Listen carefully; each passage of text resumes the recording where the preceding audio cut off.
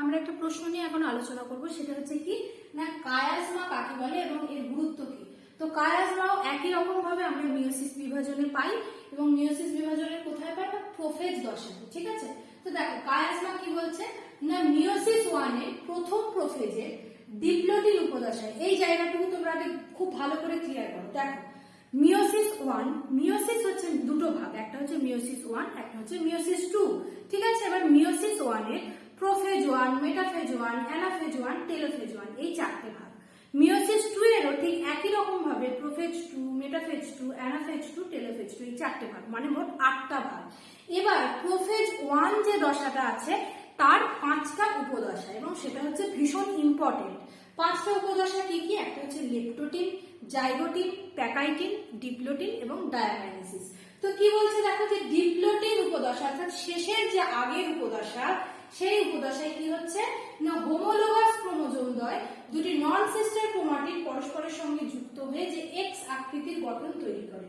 তো প্রথমত আমরা জানি যে হোমোলোগাস ক্রোমোজোম হচ্ছে যে পেয়ার অফ ক্রোমোজোম, যেটা একজোড়া ক্রোমোজোম যেটা থাকে সেটা হচ্ছে হোমোলোগাস ক্রোমোজোম। ঠিক আছে, অর্থাৎ যাদের জিন সজ্জা রীতি, সেন্ট্রোমিয়ার সমস্ত কিছু গঠনগুলো একই রকম, তাদের আমরা বলি হোমোলোগাস ক্রোমোজোম। আচ্ছা, এবার হচ্ছে কিনা নন সিস্টার ক্রোমাটিড। সিস্টার ক্রোমাটিড কি? সিস্টার অর্থাৎ এই যে এরা দুজন হচ্ছে পরস্পরের সিস্টার। ঠিক আছে, এরা দুজন হচ্ছে পরস্পরের সিস্টার ক্রোমাটিড, বোঝা গেছে? এবং এর সাপেক্ষে এটা হচ্ছে কি না নন সিস্টার ক্রোমাটিড। ঠিক আছে, নন সিস্টার ক্রোমাটিড। তো ক্রসিং ওভার সব সময় নন সিস্টার ক্রোমাটিড দ্বয়ের মধ্যে হয়, নন সিস্টার ক্রোমাটিড দ্বয়ের মধ্যে হয়। সিস্টার ক্রোমাটিড কোনটা? এই দুটো লাল হচ্ছে একে অপরের সিস্টার ক্রোমাটিড। নন সিস্টার ক্রোমাটিড কোনটা? কালোর সাপেক্ষে লালটা হচ্ছে নন সিস্টার ক্রোমাটিড। তো এই নন সিস্টার ক্রোমাটিড পরস্পরের সঙ্গে যুক্ত হচ্ছে, তোমরা দেখতে পাচ্ছ আকৃতিটা দেখতে এক্স এর মতো হচ্ছে কিন্তু। ঠিক আছে, এক্স আকৃতির যে গঠন তৈরি করছে তাকে আমরা বলছি কি না কায়াজমা বা কায়াজমাটা। ঠিক আছে, এই কায়াজমার গুরুত্বটা কি? কায়াজমাটা কেন হয় না কায়াজমা, এই কায়াজমা যে স্থানটা, এই জায়গাটা কি হচ্ছে না এর ফলে কি হচ্ছে দুটো নন সিস্টার ক্রোমাটিড দ্বয়ের মধ্যে জিনের আদান প্রদান ঘটছে। অর্থাৎ এই ক্রোমোজোমের যে জিন, এই ক্রোমোজোমের মধ্যে যা মাল মেটেরিয়াল যেগুলো আছে, এই পোর্শনটুকু শুধু এই কালোটার মধ্যে চলে যাচ্ছে।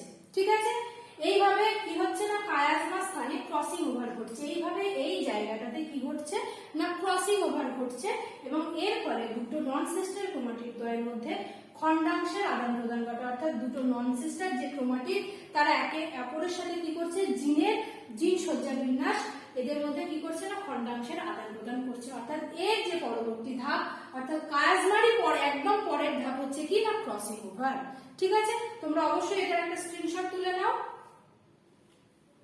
দেখা হচ্ছে পরের ক্লাসে।